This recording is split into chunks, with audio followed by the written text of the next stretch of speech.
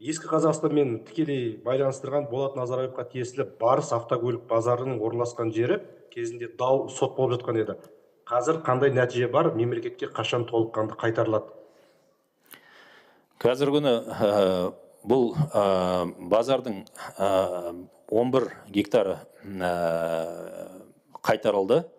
Қалған жерлері бойынша, өйткені олар бір адамнан екінші адамға тіркелуден өткен себебінен прокуратура сотқа шағымданып жатыр. Сол соттың шешімі шыққан соң толық қайтарылатын болады. Жалпы ол жер бойынша біздің өзіміздің жоспарларымыз бар.